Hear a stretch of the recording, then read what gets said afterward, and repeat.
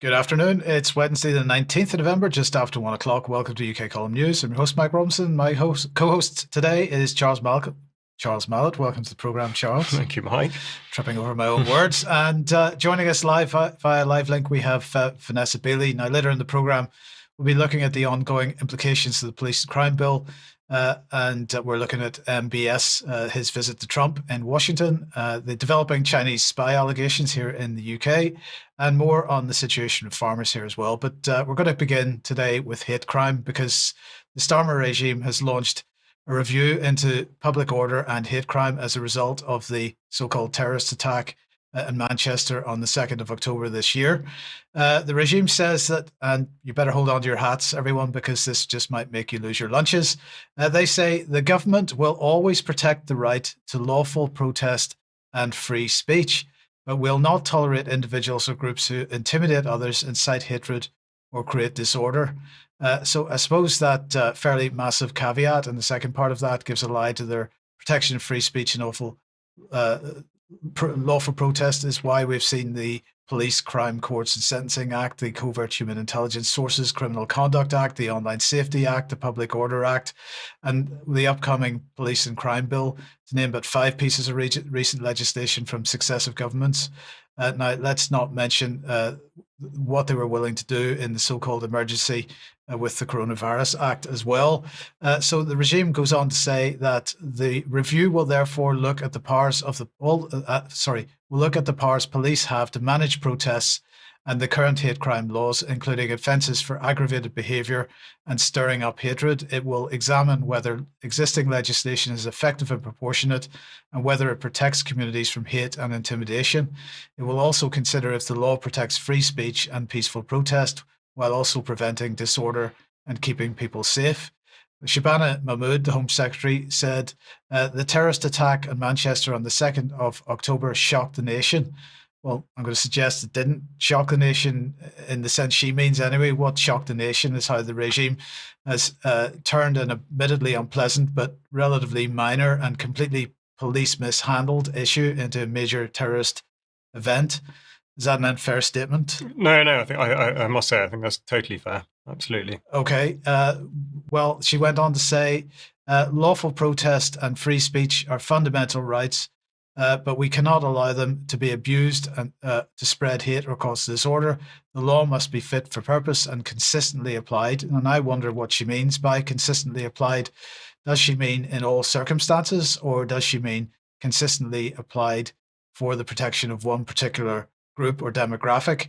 Well, maybe we can answer that if we look at who's going to lead the review, because it's this man, Lord MacDonald of Riverglaven, KC. This is Ken MacDonald. He has practiced as a barrister since 1978. In 2003, he was elected chairman of the Criminal Bar Association. And later that year, he was appointed Director of Public Prosecutions for England and Wales. And it was in that role that he was responsible for the prosecution and subsequent dropping of the case of Catherine Gunn. Now, in 2007, he was knighted for services to the law. And in 2010, he was appointed to the House of Lords, where he sits as a crossbencher. Currently, he practices for Matrix Chambers. That's the same Matrix Chambers founded by Cherie Blair. So if we just put him back on screen again, I'll just zoom out a little bit to show that he is also part of the all-party UK-Israel parliamentary group. Not that there could be any coincidence there. Now, he's going to be supported in this role by this person, Owen Wetherill. He's a senior policing expert who brings operational experience, it says on this page here, from his role as National Police Chiefs Council lead for civil contingencies and national mobilisation, because of course the Civil Contingencies Act also puts massive restrictions on protest and freedom of speech under certain circumstances. Charles, just to name yet another piece of legislation. Sorry, that quote there was from the government press release. He left that role in September 2023, and he currently works for this organisation, Investogo Government Solutions, who are pretty vague about what they do. But anyway, alongside this role for that organisation, he serves as Associate Chief Officer of the College of Policing. He serves the National Police Chiefs Council lead for UK for the UK COVID Public Inquiry, and he's a commissioner for the National Preparedness Commission. So that's who's going to be running this review. And it's pretty clear what the focus of the review is. It's being kicked off because of the events in Manchester on the 2nd of October. And clearly, it's going to be about restricting criticism of Israel. Absolutely, without a doubt. And it just highlights the way in which so much legislation goes now, particularly that pertains to any sort of criminal activities. It's almost entirely subjective, and it removes the element of intent. So it is for the supposed victim to interpret the action in whichever way they see fit, or indeed to whichever way in which the agenda wants to appropriate it, or should I say misappropriate it. I think the other thing to bring out, particularly with the data concerned, is to go back to the Cameron government, which I reported on fairly recently, and the way in which the Community Security Trust holds the data for hate crime, because they wrote the document and entered into a data sharing agreement with the Home Office back in, I think it was 2011. So the pedigree and the direction of travel with specific regard to this issue, it means that the entire thing is compromised from the outset. Vanessa, I'd be interested in getting a bit of comment from you on this, because, obviously we have the situation with ongoing trials now over Palestine action, but just as I read the list of legislation, each of which has its own restrictions on the ability to protest and the ability to make comment on current events. This is a pretty. What do we say about the United Kingdom at the moment? It is impossible, or it's increasingly impossible, to actually push back against policies that we disagree with. Well, it's interesting you say that, but a number of the cases that have gone forward have actually either been dismissed, or the person defending themselves on the basis of free speech, particularly when it comes to criticism of Israel, have been set free without charges, basically. And so therefore, I think to a degree what that tells us is the only way to go up against it is through lawfare, because at the moment that is being extremely successful. And of course, Professor David Miller being the flag bearer from that perspective, of course. You any thoughts on that? Well, not specifically on that, but just before the moment passes, just to remind people that the interview that Catherine Gunn did with UK Column is called A Defence of Necessity, and particularly with regard to Ken MacDonald's part in what you're talking about, it's absolutely a must listen. So please do go to the website to have a look at that. Well, okay, then of course I did mention the police and crime bill there a couple of times. So what's the latest on that then? Well, the latest is the sort of, I suppose, in a way, moving in from an oblique angle. And we'll just take a look at what the BBC has been reporting on recently. This is actually going back to February. Electronic devices used for car theft set to be banned. Now, this is against a backdrop of around 700,000 vehicle-related thefts in 2024. And the critical detail here is that approximately 60% of them, and that comes from the Metropolitan Police Service, are via electronic means. So we've now got the BBC reporting this month that keyless car theft devices used by criminals are being sold for up to £20,000 a pop. Now, what this relates to, as Mike has alluded to, is the Crime and Policing Bill.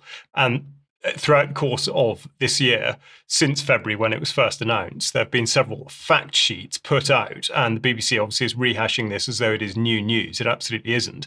But we'll just dip into the serious crime fact sheet, which was last updated in July of this year, and I quote directly from it: "The bill introduces 2 new offences to criminalise the possession, importation, making, adapting, supplying, or offering to supply an electronic device, such as a signal jammer, for use in theft of a vehicle or theft of anything in a vehicle."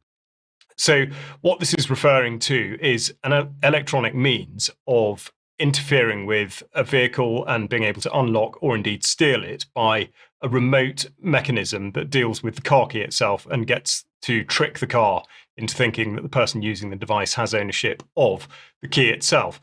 So the significance here is that this is a move away from the way in which the police are able to deal with such incidents at the moment. And the fact sheet also says these devices are not in themselves currently illegal to possess. Offenders can be charged with going equipped to commit theft under Section 25 of the Theft Act 1968, conspiracy to steal or conspiracy to handle stolen goods. But the offender's motivation needs to be proved. Now, it goes back to the point I was literally just making, which is about the subjectivity or indeed the element of intent in the commission of a criminal offence. Now, in the same moment, the government put out another fact sheet concerning the police powers that would come with the Crime and Policing Bill. And it's just interesting on a related note to point to the fact that they're also talking about giving police the power to access information held in online accounts. And they're saying the reason for this is that it is increasingly important to be able to investigate crime and protect national security. And we're going to come back to this. The changes will make sure that law enforcement agencies can access vital evidence and intelligence. And of course, to allay concerns, they say that there are safeguards and statutory practices in place. But if anyone can point to an example where things of exactly that ilk haven't been ritually and routinely abused, then I would be very surprised. Now, this also is, again, something to bear in mind for later. But the point to draw out here is that what this does is, it appears at least, to turn on its head the presumption of innocence. And this is set out, it obviously exists long established in common law, but it's set out specifically in the Human Rights Act of 1998 under Article 6, which says everyone charged with a criminal offence shall be presumed innocent until proved guilty according to law. So as far as police and indeed the remainder of the judiciary might be concerned, this obviously makes it inconvenient if they have to prove that somebody carrying such a device is actually intent on stealing a car or stealing from a car with it. So what's the answer? Well, you just change the law and therefore you deflect the necessity to provide that burden of proof. And in doing so, this is where we come back to the failure to adhere to the presumption of innocence, because, to quote from the bill itself, there are very few legitimate uses for these devices, which is why we are taking steps to criminalise their possession.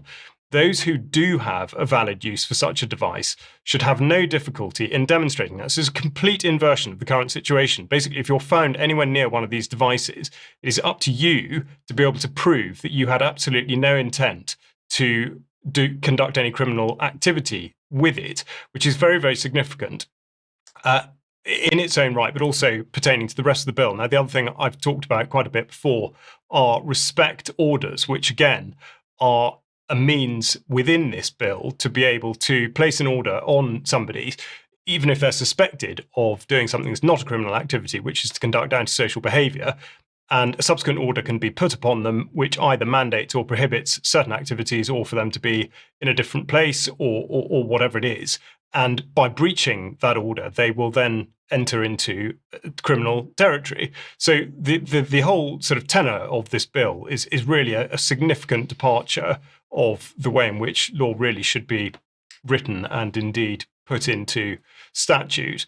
Now, as I say, in order to have an offence commissioned under this particular piece of legislation, you literally just have to be in the same place as such a device.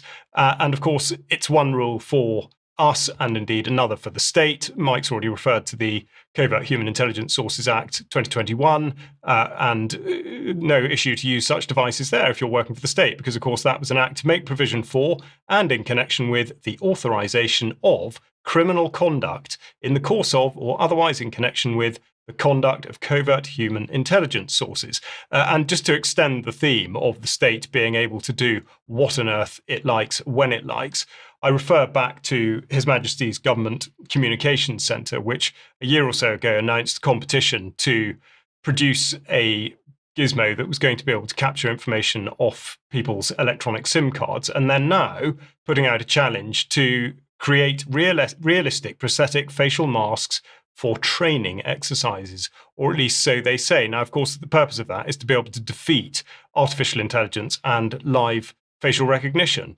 But that is specifically something that the remainder of the population is prohibited from doing, which is really quite extraordinary when one thinks about the background to all of this. Now, to go back to the car theft and what this points towards, we go back a number of years to the International Journal of Critical Infrastructure Protection and their theory on how this technology could actually be used to interfere with many other things that are held on mobile telephones. And in particular, we're really considering here attacks on what might be described as digital wallets. And the technology here we're talking about is a near-field communication, or an NFC relay attack. And again, Kaspersky Daily going into specific references here with regard to Apple Pay and Google Wallet, essentially saying that the attackers in the previous part, they say that the attackers would start devising new cheats, for instance, relay attacks against phone applications. Of course, this has now come to pass, and Kaspersky saying that in late 2024, fraudsters came up with another NFC relay scheme in Russia, and victims weren't even asked for their card credentials. Basically, they were convinced to install an app on their telephone purporting to be government or banking or another important service. And this has especially taken effect since Russians have been deprived of access to certain things due to sanctions. So people have agreed to install such apps. And then the victim is prompted to hold their card to their smartphone and enter their PIN. And of course, that essentially highlights the incredible vulnerability of all of these sorts of technologies, which it's being insisted by the state we are able to use securely and, of course, conveniently. And by coincidence, yesterday, the Home Affairs Committee hosted oral evidence on harnessing the potential of new digital forms of identification. And one of those contributing was Laura Foster, the Associate Director of Tech UK. And just to point to the direction that Tech UK is coming from, they, in an article entitled Digital ID 2030, Building a Digital UK Based on a Digital Government Backbone, they say that a decentralized ID model, one where multiple trusted actors from both government and the private sector work together, is the best fit for the UK's specific environment. So again, leaping the obstacle of whether or not there's actually a problem that needs to be solved, the insistence that there are indeed trusted entities on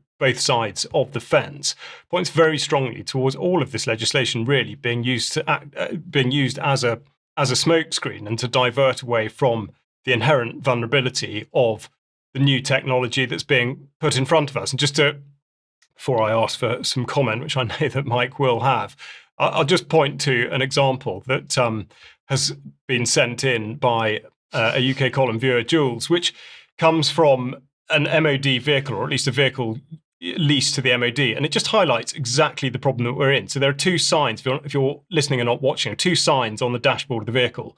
The first of which says MOD devices are not to be connected to the vehicle. And then the next one says avoid conversations above official within the vehicle. I mean, is there really any better way to illustrate the absurdity of the situation that the government's trying to push us into? Yeah. I mean, so they're leasing vehicles they have no control of, and they're so worried about snooping and the digital capabilities of these vehicles that they've got to put warnings in them to stop people talking. It's quite incredible. It is absolutely incredible. But I mean, whilst a lot of this is laughable, actually, the way in which the entire country and indeed the legislative background is being sort of railroaded into this is incredibly unthinking. And one hopes that there are examples like the crime policing bill, which has overreach on so many levels, that people will actually wake up to the fact of that. And I think, specifically within Parliament, so if there is further debate to be had on this, which of course there is, that people do realise the unwarranted measures that are being set out in this bill. Well, I would like to hope so, but I have to say I'm not optimistic about it, because when was the Chiz Act? 2017, 2018? 2016, I think. 2016. Yeah. So I mean, we're going back nearly 10 years now.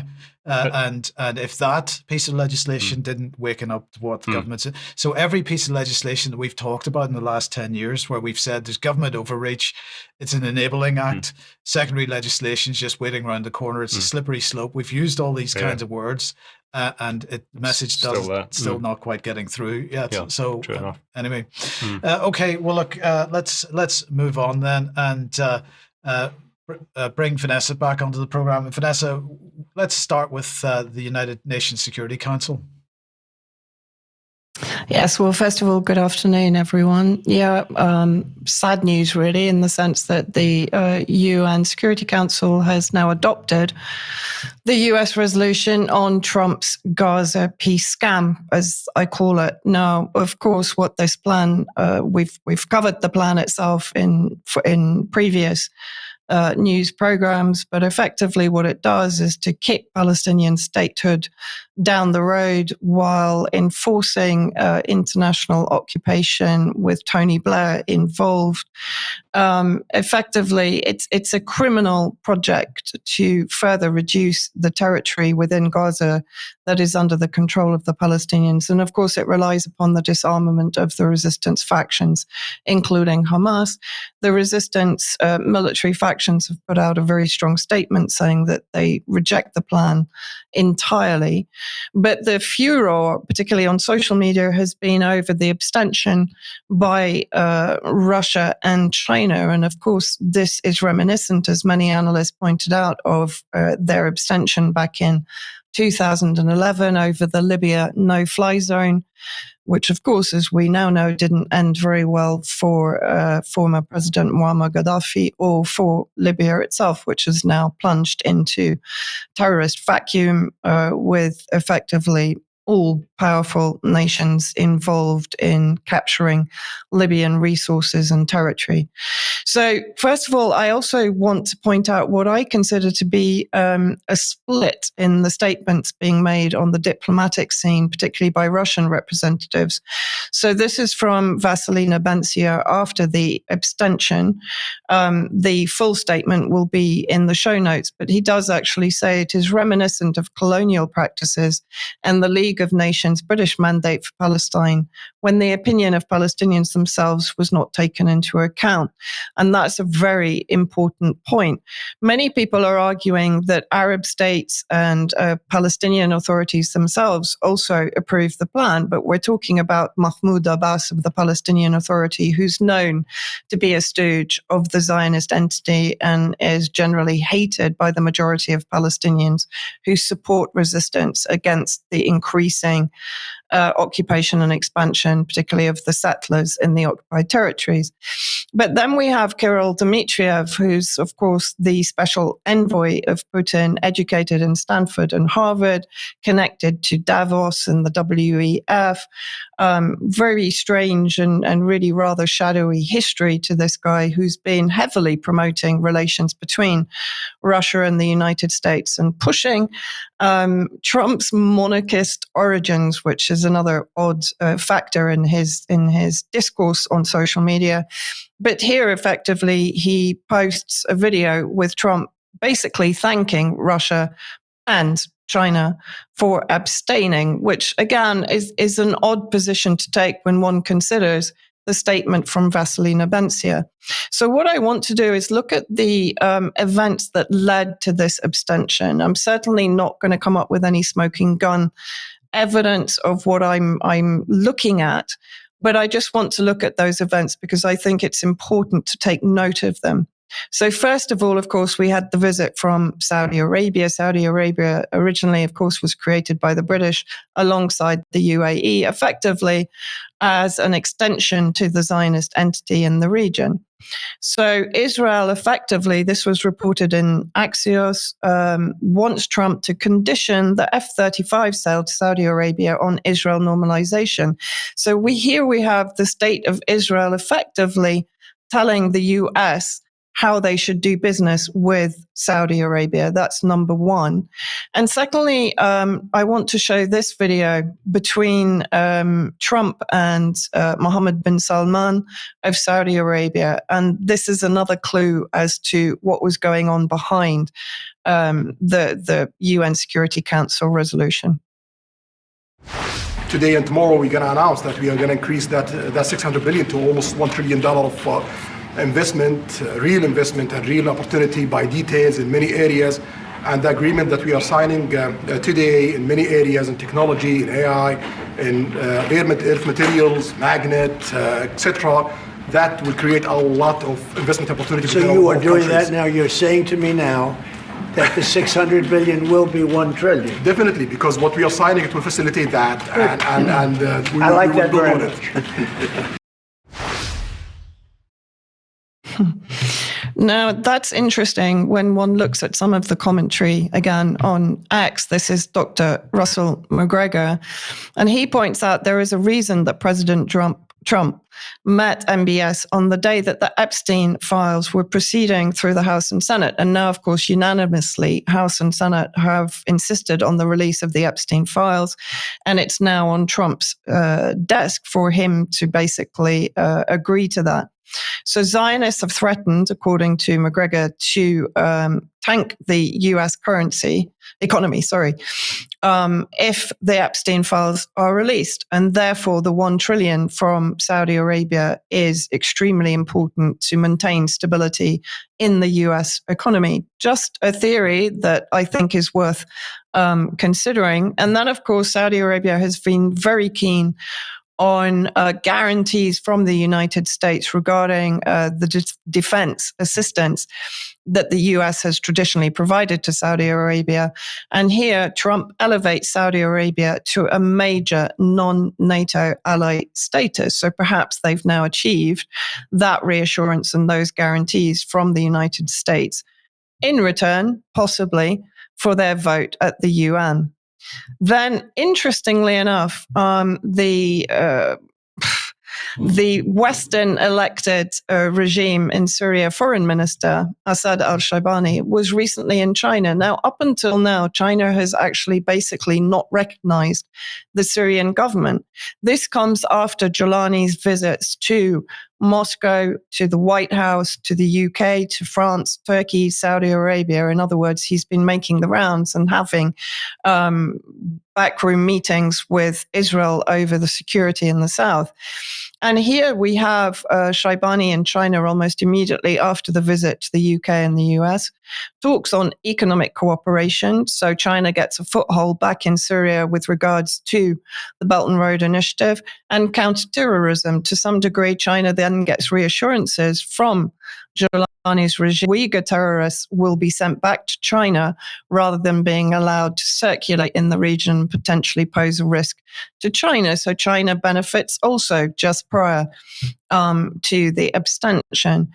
Then, very interestingly, on the 15th of November, Putin initiated a phone call with Netanyahu to discuss the Middle East, which included discussions on both Syria and Gaza. 2 days later, a Russian military delegation turns up in Damascus and is filmed touring the south of Syria. That comes immediately after the phone call between Netanyahu and Putin and just before Russia's abstention at the UN, allowing the Trump bill or resolution to go through. Now, perhaps more disturbingly, with the passing of this bill, effectively what has now happened, it's given a green light to Israel. This was last night here in Lebanon. It was a Palestinian, or is a Palestinian, refugee camp in the south in Sidon that was bombed by precision missiles from Israeli aircraft. Now, this was claimed by Israel to be a Hamas center in this refugee camp. The reality is very different. So the Israeli military spokesperson, Avichai Adre, claimed that the attack targeted a Hamas training compound, if we could just have this on the screen, where militants were preparing to carry out terrorist operations. In fact, it was a sports field within the refugee camp. 15 civilians were killed, many of them young teenagers who were playing football at the time. And there were dozens of injuries in the attack, all of them Palestinian refugees. At the same time, Israeli Defense Minister Israel Katz has said humanitarian considerations no longer apply to Palestinian refugee camps in Lebanon, holding the government responsible for what he described as terrorist camps inside areas classified as refugee camps.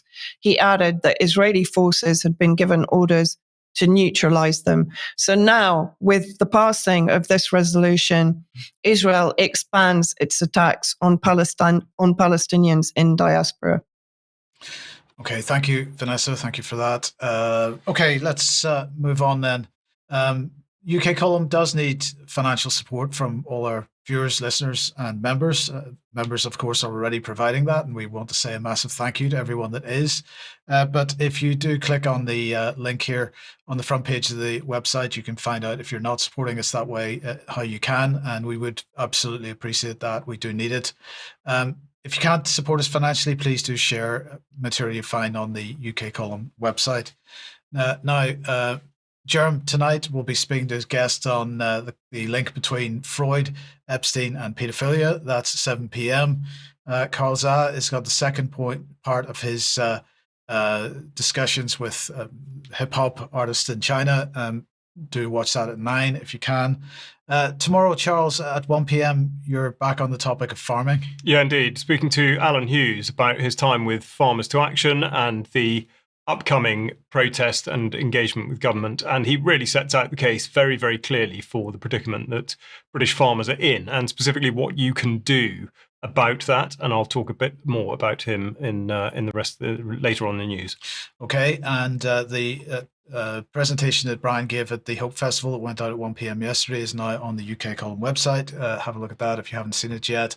And just like to let you know that on the 29th of November, Mike Eden, Ben Rubin, and Sandy Adams will be speaking in Stroud.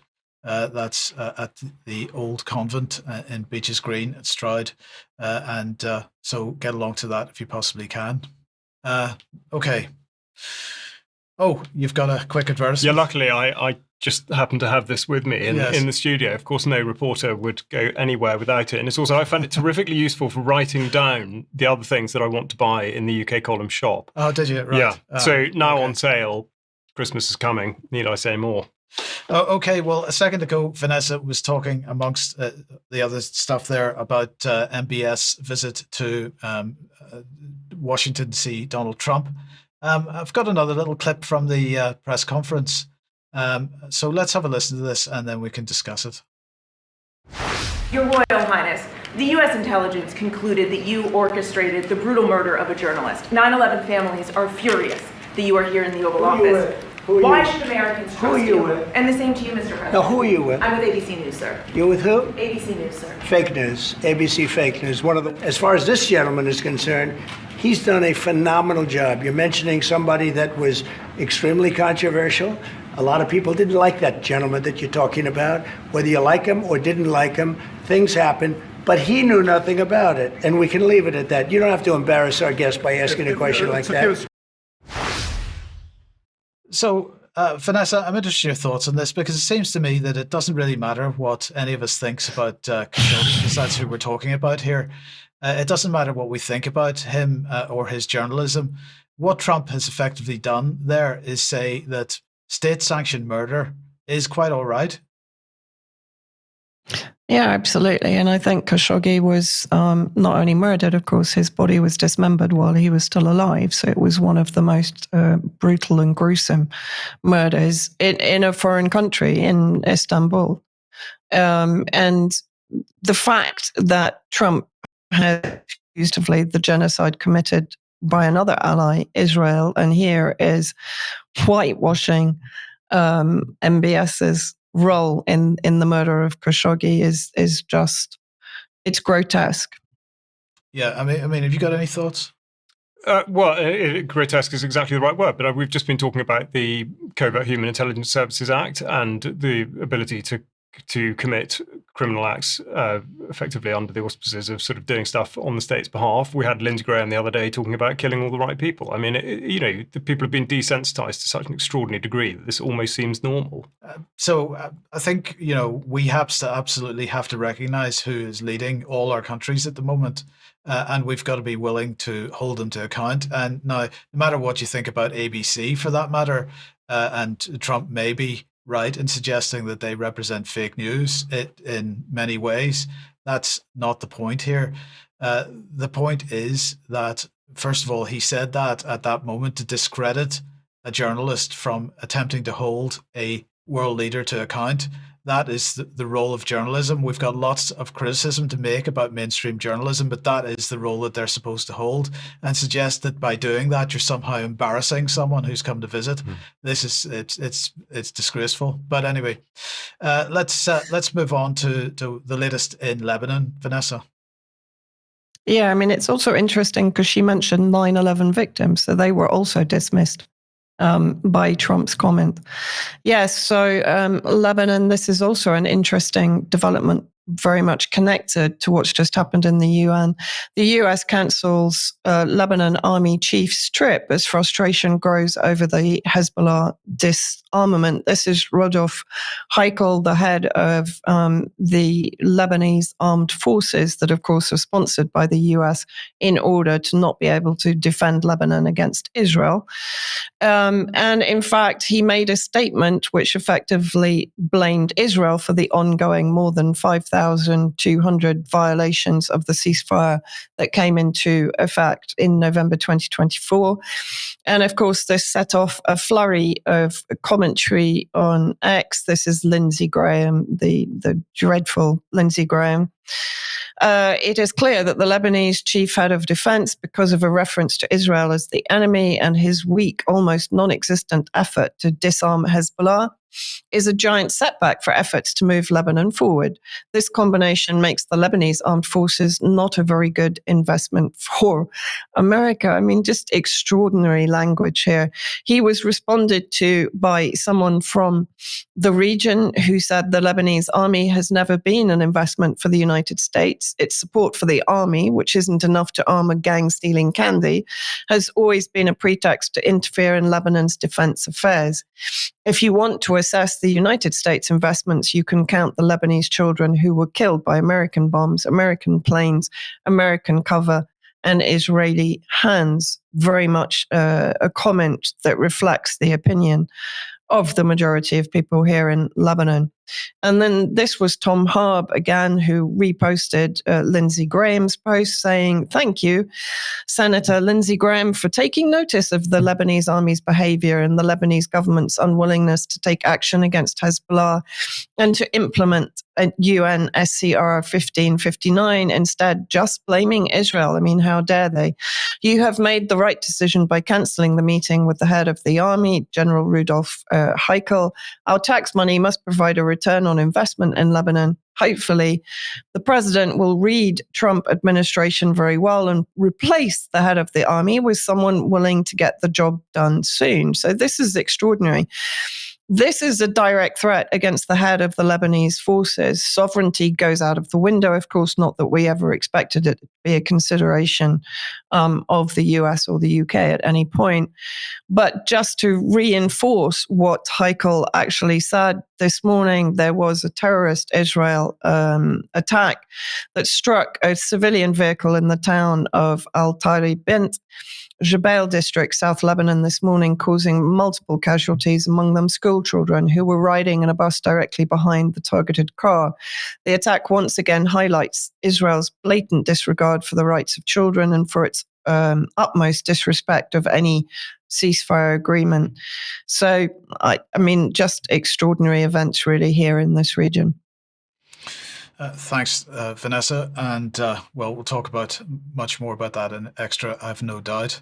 Okay, let's move on then to back to the UK. In fact, because we've all got to be very, very afraid because Chinese spies are here in Britain, as if that's a new thing. The BBC is leading the charge on all of this, of course. They say that China has financed tens of billions of pounds worth of investment in UK businesses and projects this century, some of which gave it access to military-grade technology. And this is according to BBC Panorama.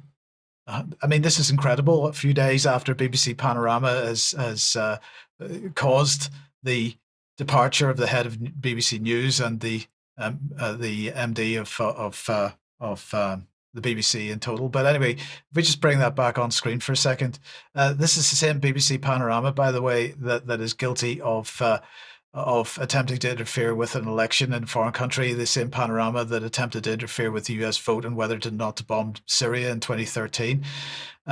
Panorama has investigated how this led to cutting-edge technology and skills being transferred to China, and the UK was far too free in allowing access to strategically important industries. They were quoting a former head of GCHQ. They didn't say which former head. Now, they were given exclusive early access to data collected by this organization on screen at the moment, Aid Data.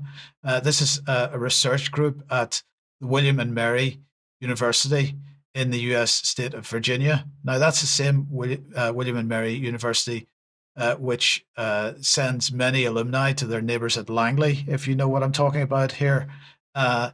As for AI Data itself, in collaboration with multilateral organizations, they say about themselves, the IMF, World Bank, US government agencies, US aid, State Department, private foundations, including the Gates Foundation, Hewlett Foundation, the Ford Foundation, McGovern Foundation, and foreign governments, including Germany, Denmark, the United Kingdom, amongst others. So there can't be any conflict of interest there at all. It must be absolutely objective and an honest brokerage going on. I'm quite sure of data at the moment that they pass to the BBC, and the BBC is pushing this narrative. But anyway, going back to the BBC for a second, this particular article is a disgrace because it says that when MPs, members of the House of Lords and their staff were warned about the threat from Chinese spies, in one office in Westminster, a quick check began. Simon Wellband is a Conservative councillor and also works for the Conservative MP Neil O'Brien, who was sanctioned by China in 2021. Simon went into his LinkedIn messages, and there it was, a message from an account in the name of Shirley Shen, sent some weeks earlier. He hadn't responded to the unsolicited message and reported it to Parliament's security services. He was then advised to block the account. The note, according to the BBC here, comes across as pretty innocuous. He said the message wasn't written in very good English. It was a message to say there was a job opportunity and I was interested, and to get in touch if I was. I've worked around Parliament for about 10 years now, so I'm kind of used to this. But if you're more junior, you don't know what you're looking for. You might think it's genuine offer that's made that's made to you on LinkedIn. They might accept. And the BBC says that he added that he thought it was becoming more common for those working at Parliament to be targeted by China.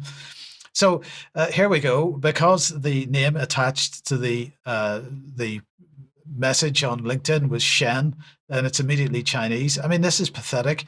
How many messages do we all receive that are phishing for information about us in all kinds of names from all kinds of countries? This is criminal activity in the main, and there's zero evidence that this or any other case is state-sanctioned or deep state operations in any way.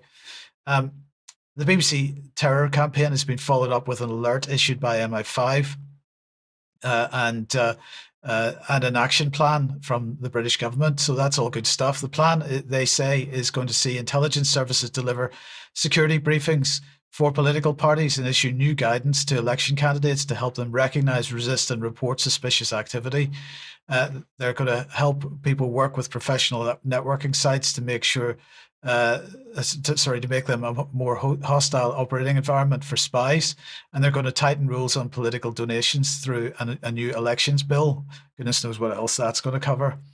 And wonderful, £170 million is going to be invested in renewing the sovereign encryption technology that civil servants use to safeguard sensitive work. While in the meantime, as Charles has already mentioned, they're passing out vehicles to the Ministry of Defence where they need to put labels on to make sure that that certain conversations aren't had within the vehicles in case they're being spied on. This is, I mean, I don't even know where to start with this. One of the real skills of the mainstream press over the last couple of decades has been to persuade us that something which is absolutely normal is somehow abnormal, that there's something different going on, that there's something we've got to be scared of.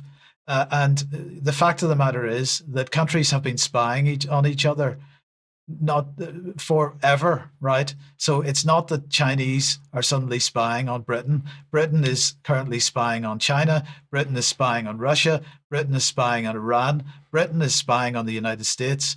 we are spying on each other and have been forever. There's nothing abnormal about this. And to suggest that a phishing email or a phishing message coming in on a social media platform is somehow evidence of a spy network that we've all suddenly got to be afraid of is just it's just off the charts nuttiness. And if we fall for it, we deserve everything that's coming. I think it's great. It's almost like the foreign influence registration scheme doesn't work. The security minister was very clear. People who come into the country and are working for foreign government need to declare to the government. Of course, and they would do that. So we should know about all of this. That must be working, mustn't it? There's that. But then the suggestion, going back to the MOD vehicle, that somehow China might be able to listen into conversations in vehicles leased to the MOD, but letting Israel design absolutely every single component of all the military vehicles is absolutely fine. But the last bit that I found... just before you get on to the last bit, but also the fact that Israel is basically running the core of the internet through Unit 8200 originated companies providing the backbone of the internet, and we're worried about Huawei. It's just insane. But anyway. But no, the final part was I'm not sure why in the Houses of Parliament something being written in not very good English meant that it was it's definitely going to be somebody from another country. It's probably somebody from the next office. Yes, but exactly. Anyway, yeah. Okay, let's move on to farming. Yeah, we will. Now, at the budget last year, there was a surprise and unmandated announcement about the changes to inheritance tax, specifically agricultural property relief and business property relief, which since 1992 had a 0% relief, 100% relief, so that businesses and agricultural holdings were not subject to inheritance tax. The Chancellor, without any real warning, said that from April 2026, this would change and a threshold would be introduced at £1 million. Now, this meant that there were substantial protests a year ago, and with the budget approaching next week, there's been much chat about this, as one would expect, because of all the various knock-on effects. Now, Angela Eagle, who's the farm minister, was on Farming Today just this morning saying the Treasury is resistant to making any change to the position on the matter. And as I say, this was not in the Labour manifesto. There was no advance warning of it. And inheritance tax, in effect, if one does want to make another arrangement, does take 7 years to take full effect, even though there is a sort of tapering system between the start and the finish of that process. Now, over the past week, things have been gathering a bit of momentum, and just yesterday, farmers were up in London, as reported by Farmers Guardian on Twitter, saying that farmers aren't giving up. So there's been engagement with MPs, and there is a sort of a sense of, if not positivity, certainly optimism, that there are enough ministers and indeed MPs out there who are at least willing to talk. And the backdrop to this, in terms of reporting, at least in the mainstream, is that the Treasury has not been playing with a straight bat. And we see City AM here saying they've buried a farming report until after the budget in an inheritance tax blow. Now, what they're talking about here is the farming profitability review, terms of reference for which were published back in April 2025. But just before we go into the specifics of that, to clarify the position, when the government said that they were going to change the threshold on inheritance tax in order to recoup this amount of money, the then Minister, Daniel Zeitner, admitted that the money that was anticipated to be brought out from it was only £500 million, which is roughly equivalent to a day's spending for the NHS. The Treasurer also saying that it's only going to affect a quarter of those with land holdings, but the fact remains that no one seems to be entirely sure where they've got those figures. The reason all of this is relevant in terms of the delay of this report is that during the announcement of the profitability review, it said that the final report would be delivered within 6 months of appointing the farming profitability review lead. Well, 6 months has elapsed, and in that very document, it was announced that Minette Batters, the former president of the NFU, had been appointed to lead the review. So why, therefore, is the review to be delayed. There doesn't seem to be any strong reason for this. However, when we look further into it, Minette Batters turns out to be an outspoken critic of agricultural policy, but especially with regard to inheritance tax. She wrote in Country Life last year that there are serious questions to be asked as to whether the advice given to ministers is correct. And I quote in this article, she wrote that ministers claim that 73% of farms will not be affected by the changes, yet they haven't explained how they got to that figure. I suspect it includes so-called lifestyle farms that don't produce significant amounts of food and comprise less than 40 acres. So essentially, she's trying to make a distinction here between farms that are run, in effect, for the good of the public insofar as food production is concerned. But of course, the issue being ignored here is that the government is doing its level best to stop people producing food by incentivising the de-risking of farming practices, by introducing environmental land management schemes that encourage people not to grow food, but instead to enter into periods, or at least tracts of land, of nature recovery to meet various targets that have come from outside of government, specifically the Terra Carta from the Sustainable Markets Initiative and indeed the United Nations, the 30 by 30 pledge.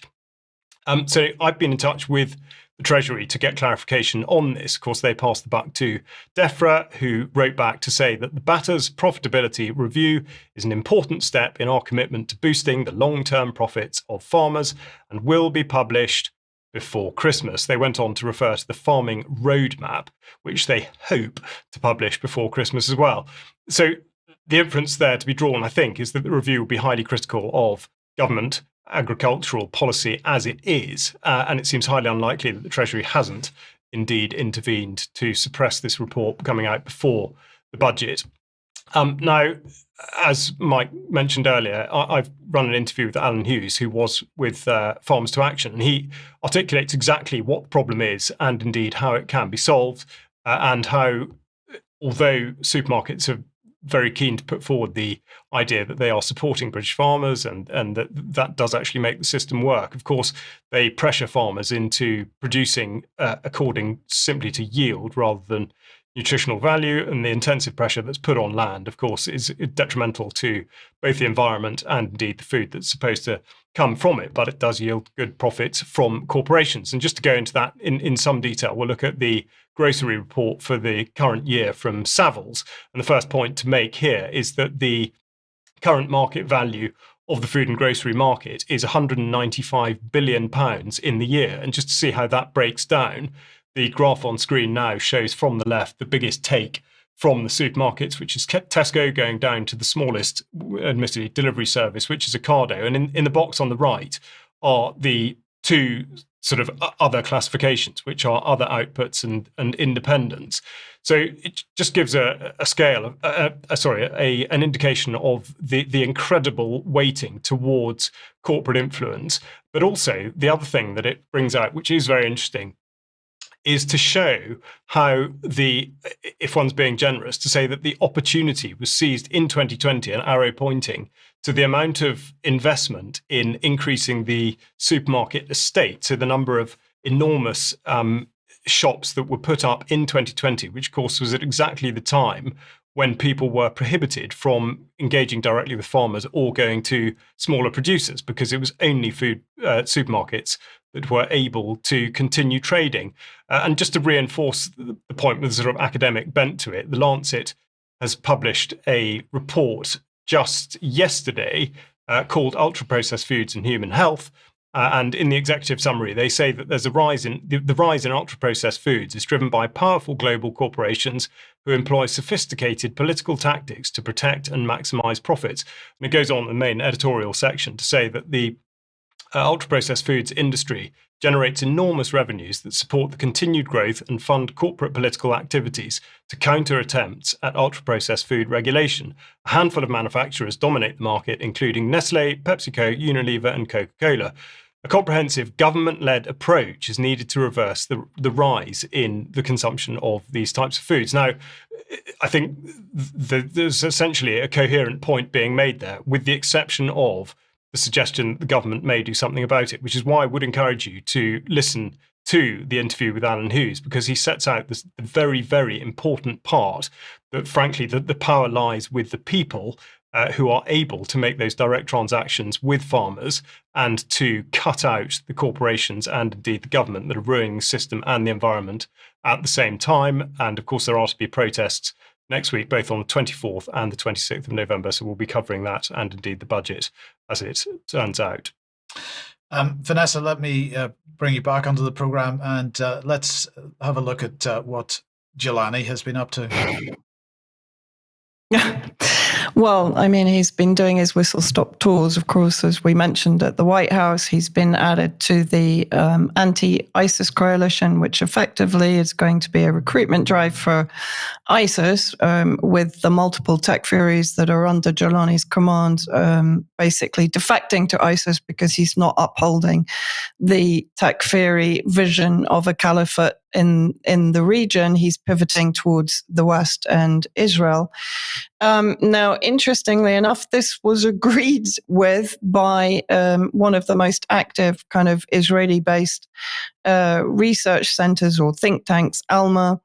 They did an entire research paper on Syria, the threat to al-Sharaa, the dangerous scenarios for the day after, and the Israeli challenge. So the day after Ahmed al-Sharaa, because what they're saying is that now, because he's basically been added to this coalition against ISIS, and bearing in mind also that China is now pushing him to reject his Uyghur Takfiris, which is going to put him into even greater hot water with the elements of the new Syria military. So they're saying there's a very high risk to his life, primarily from the elements, including ISIS, and of course I'm just adding the Uyghur Takfiri element that he's going to return.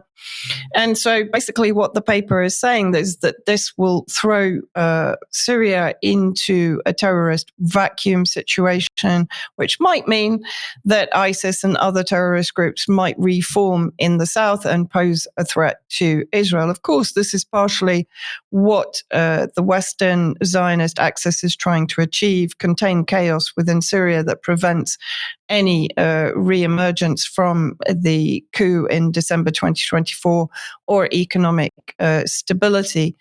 And I would also put this in relation to Russia suddenly being allowed to go into the south, because if there is a re-emergence of ISIS, what will Russia provide? Russia will provide, alongside the US, security for Israeli expansion in the south. And I just wanted to recommend that people take a look at the Syria-centric section on UK Column, where we're bringing in journalists and analysts from the region.